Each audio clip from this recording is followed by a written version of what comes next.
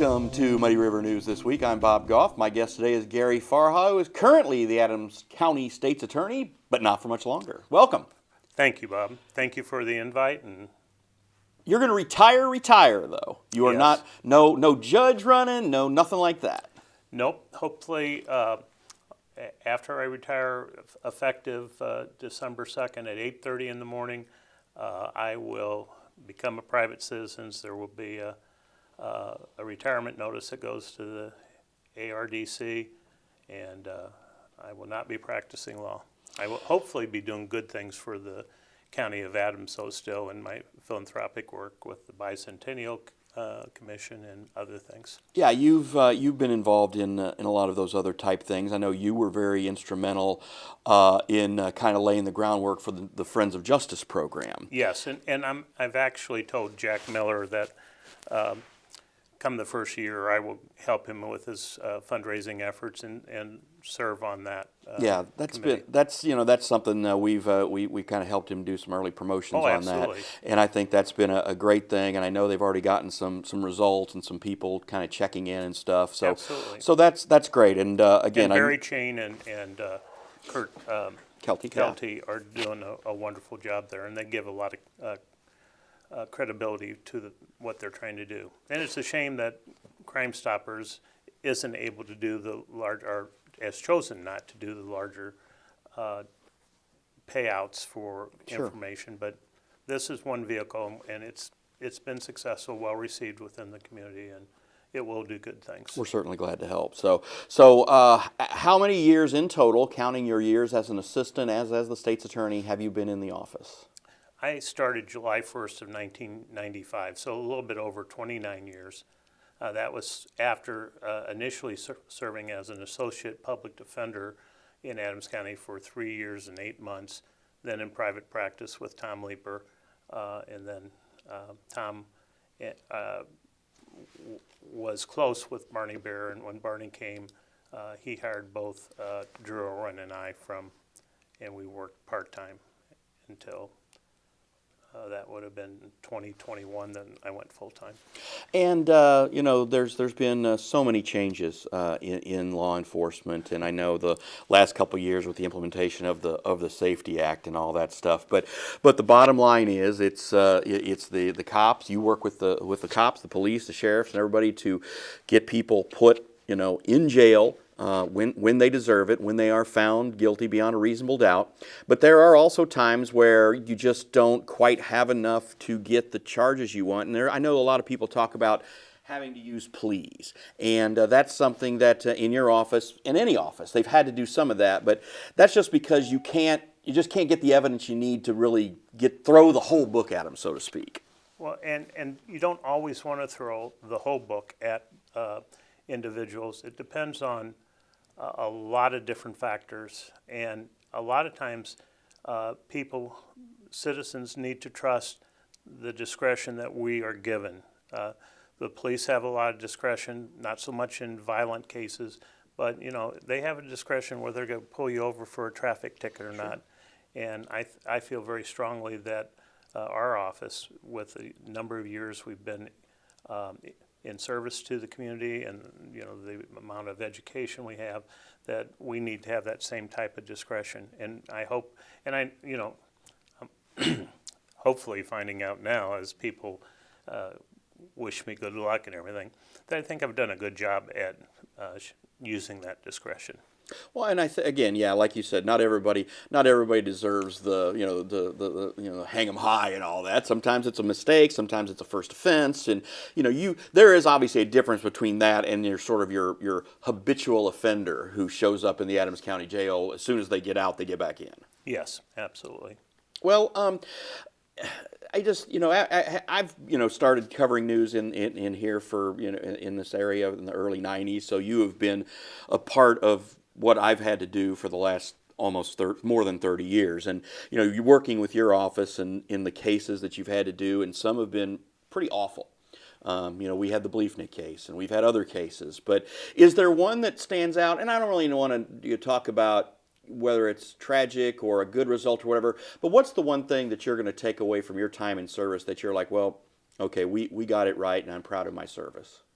Well, uh, that's interesting because I tell people this all the time in terms of just my terms as the Adams County State's Attorney. We've had basically any type of case you could possibly imagine thrown at us, and had to deal with it. And thank God I had a great staff because it was overwhelming at times. And you know, we had the coroner who was doing some incredibly goofy things. Yeah. You know, we had, I got sued by Curtis Lovelace, and I'm still not sure even why I was sued, but he was in that lawsuit too, and of course the Quincy Police Department. So we've had a lot of negative things. I still just am broke up about the McBride case because that was one of the worst cases ever. I mean, the poor deceased grandmother was talking to her daughter with the kids in the car at the time that idiot plowed into her, and she was found to be insane, but that was such a miscarriage of justice. And it still haunts me. I know it haunts our staff, and you know, that's the downside of the office. But we've had a lot of very successful prosecutions, and you know, I had so much fun in my early part of my career when I was with the Drug Task Force and working with them, and you know, it was like you were part of a team, and we got a lot of the early meth cases. You know, it was meth labs and going after them and working with Tony Grotens and DEA and Pat Frazier and Glenn Schwartz with the task force and the great guys that were there. So that was a joyous part of my career, and we put a lot of people in prison. Now there was a shift probably in 2014 to not really send people that were just charged with possession to prison. It wasn't working, and so we tried to emphasize getting treatment. Unfortunately, there were not a lot of treatment providers at the time, but we've gone through that, and now there are a lot more treatment providers, and I think people know there's one aspect of the law there that I don't like, and that's these needle exchanges and things like that. That is getting old, and I think that's a mistake. But there's just a lot of drugs anyway. So Well, and you talk about the treatment process, but it's not only the addiction treatment, it's just the mental health aspect of it in general. And that's really, we still need a lot of assistance in that area. Absolutely. No, and you know, mental health is a huge issue. I'm very proud of Mike Ryan and my efforts to get the mental health court going. I actually was in the staffing yesterday, and it's doing great things. It had a rough start, I think, but and it still lacks resources. It would be great if there were more housing, not only for people with mental health issues, but also drug issues too. Clean and sober's homes would be of great value, and we still really haven't gotten any of those going to the extent that we need. The well house for women, the Fisher's Men, they do a good job. You know, there are other facilities like the Salvation Army in Springfield, Chicago, and St. Louis. That's a 6-month program. They do a good job. There's becoming more and more programs, but it still lacks funding. You talked about your staff, and of course, your lead assistant is taking over your job as he won the election last time out, and then you lost Josh to a robe, and you might have other of your staffers who also end up doing that, becoming a judge. Absolutely. And so, but the staffing, you know, as you're hanging up your your law degree. And I've talked about this with, of course, my partner Jim Rapp, and of course with Todd last week. It's what can be done to get more young lawyers to come to rural areas such as Quincy.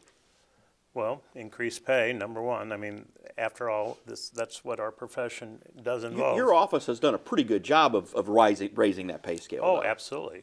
I advocated. You know, John didn't like that. John Barnard did not like that aspect of it. And I don't know, I've heard from people on the board that he never did attend a finance meeting.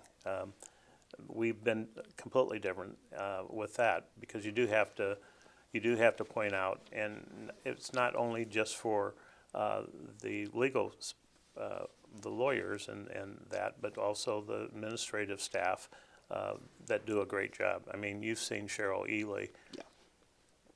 She runs the show. She does, and does a great job. She will be next year on August 28th, starting her 40th year. Wow. And how you do that is beyond me in Yeah, this because day and age. she doesn't look 40. She'll tell you she feels 40 some days. But the bottom line with that is, you know, she's just devoted to the office. Her aunt, who worked in the circuit clerk's office, was the chief deputy circuit clerk for 49 years. Mm-hmm. So, I mean, that family just has a lot of dedication. And, of course, Terry Bauer, who is Cheryl's brother, and he does a great job with our maintenance running that. And but again, that's the one thing now that and speaking with Todd, that he's got to now staff up and bring people in, and the you've had that, then you've also had on the other side the public defenders have had to do the same thing as well. And again, with all of the attorneys, I think Jim was telling me that he was part of a group of attorneys who came in 50 years ago. Yep. And now they are all retiring or slowing down or whatever. That first manifested itself about 5 years ago when we had 5 or 6 judges retire. Yeah. Judge Walden, Judge Mays, Judge Ortball, they were all part of it. Joe Deusterhouse was in that group. They were all, I think there were 6 or 7. But before that, there was Judge Shearing and who else? Jim Rapp, probably, about that same time, 1970s, 71. Yeah. So, yeah, absolutely. And, you can't be short-sighted to the point that you don't have anybody ready to step up and replace him. So thank goodness we've started doing that with our secretarial staff, looking to get younger people, because as we lose these older ladies, and we're going to lose some more in the next 2-3 years, they're going to be retiring. And you just have to stay on top of that. We've got good young lawyers, and I think they will continue to do very, very good things. Jake Schultz and Ryan Parker and Erin Legler is just getting raves from the board of the job she's doing. She's been a wonderful addition. Brett Jansen has really taken with problem-solving courts. He's our representative with all that, and he loves it, and they love him, and he does a good job. So we've been very, very fortunate. I haven't mentioned Laura because she is the most passionate, best attorney that we could ever ask for. She and the police love her, and she brought along Hoagie, who has been a great addition to our staff too. That would be the dog. Cost me, yes, our courthouse facility dog. He's cost me a lot of money and bones, but it's well worth it. And he's so good for our victims, young victims, older victims. And he's been utilized in a lot of ways. We had Judge Pratt the other day ask for him because he had a civil case. Didn't involve our office at all, but he went up to deal with 2 younger children that were scared to death about going to court in a divorce action, and I think he helped out a great deal.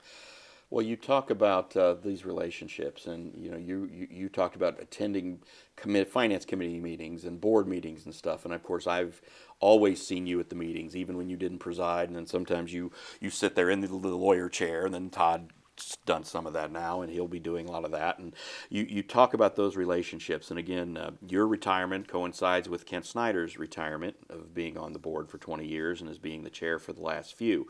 So it's these changes and these dynamics that we always see, and that's life, that's government, that's that's the private sector. Right. New people have to come in and step up and do the job, and with the board and that mechanism, and the one thing that John Heidbreder always talked about is we can't control what county officials do. We just have the power of the purse. But it seems like you have had such a good relationship, and you don't hear a lot of the grousing that you used to hear back in those days when John was doing the budget or whatever. It seems like that process has also been a lot more. There's just not a lot of contention there because you all kind of work toward the same goal, and like, we got to hire people, we got to hire good people, we got to keep good people, and how can we make that happen? Absolutely.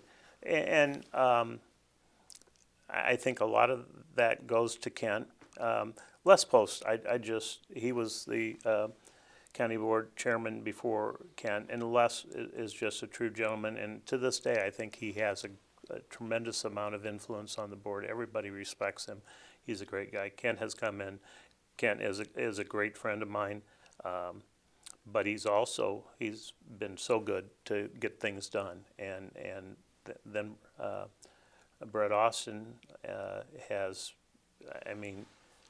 let's face it, Brett is the smartest guy in the room. He is just incredible. If we didn't have him, I don't know, the job would get done, but it would be a lot more work for a lot of other people besides Brett. So, and I suspect he will be the next county chairman. But there was a whole new attitude towards employee relations and doing the right things, keeping the cost to the citizens low, trying to get outside funding and things like that. But yes, I just, other than the situation that developed in the last 2 years concerning the mold, Yeah. It's been just a very good time to work with the county board. Yeah, we went from COVID to mold, and it was kind of a rough stretch there for everybody. That's for sure. And unfortunately, a lot of good friendships were torn and tattered after that, and it's a shame because we had a lot of good employees, and some have retired and left because of their fear. And I have my takes on that. I do think that the initial company that we had do the testing and that kind of sold us out, and they had their own agenda. But anyway, I think the thing has pretty well solved itself. It's and for the best. I mean, they've done a lot of cleanup, and however the HVAC thing goes, I think they will continue to try to make the situation good. I do feel very strongly that the county board wants to do what's best for the citizens. I'm in that building once or 2 or 3 times a month, if not more, and I'm usually at every county board meeting. And I do note I've noticed it smells better, so I guess that's something. I mean, it is an old building and it does need work, but I do notice that it looks like they have the air scrubbers and all that. It seems to have had some effect. And Sure. I have asthma, and there's been times back years ago where it'd be like, okay, get a little choked up, but I just haven't had those issues for a while. And again, I think they're trying to do, like you said, trying to just do their best. Right, and I'm sure you appreciate the fact that in the county boardroom now it's like a television studio. Yeah, that's and that's not just the county boardroom, but also the various courtrooms. There's been an increased commitment to technology and Zoom calls and things like that, which has been a very positive thing. It's a nice option. David or I, David tries to. We try to have somebody every city council meeting, and of course I try to be at every county board meeting. And it's the watch at home option is there. And if it's a light agenda or there's 8 inches of snow on the ground, maybe we'll take advantage of that. For the most part, though, we try to have a live body in there because we always want to. Well, there's always follow-up questions to ask. As you state that, I have to say, and it's not just because you're interviewing me or whatever, but Muddy River has made a vast difference in news coverage for Quincy and Adams County. And I appreciate that because it's important for the public to know what's going on. We don't need to hide anything. Transparency is very important. And I've always tried to be available for interviews, but I appreciate the fact that you guys are there and understand what's going on. And we don't always agree, but for the most part, we we do what we need to do. Both sides, take their punches and go back, because you always got to. I've always heard a lot of people have always said the two teams have to play the next day. Right. And but I think most of what we've done has been just to cover what happens, and then again, there's always going to be fallout. But again, I think what we would just want to do is, present both sides. This is how it works out, and let the public decide. Well, and unfortunately, local news coverage everywhere has really changed, and it just as the court system has changed and everything else. So, but we appreciate you guys. Well, we, like I say, we have a really good team here, and we're trying to just do our best. So, but again, I will hopefully just stay in touch. Hopefully, we'll still see you around town, and I know you'll be, like you said, you'll be doing some good work and helping out a lot of non-for-profits, and I know you've had a lot of people who've helped you over the years, and I'm sure they will help you back, and vice versa. You mentioned the Well House, of course, the great work that Lee Lindsay's done with that. So I had a retirement party Wednesday night, and there were so many people that came by, and we've been able to use those contacts with fundraising for the bicentennial. And I got to put a plug in for the bicentennial. Sure. Keep open the dates of January 18th for the gala and September 6th for the finale celebration at the Adams County Fairgrounds. We're going to do some incredible things. There's a legacy project that will go on at the courthouse that will be amazing, and now they're working on a legacy project for the Adams County Fairgrounds too. We've raised in close to $500,000. We're going to raise more. Businesses have been incredible. Of course, it starts with Bo and giving $100,000, Sure. But it's also been Brian Stokes doing things, and we've had a number of businesses, and you've been there to cover some of the check presentations. We got an amazing group of people, over 90 strong, and just everybody enjoying it, because Adams County is a great place to live. No question about it. And all of this is, as far as the finale, all of this is going to be free, and people will be talking about it until we have the sesquicentennial or whatever, number 250. So somebody else will have that. You and I will be off to other pasture. So, yes. Well, Gary Farha, I just want to thank you again for your longtime service to the citizens of Adams County. Thank you. Thank you. That's all the time we have for now. I'm Bob Goff. We'll see you next week.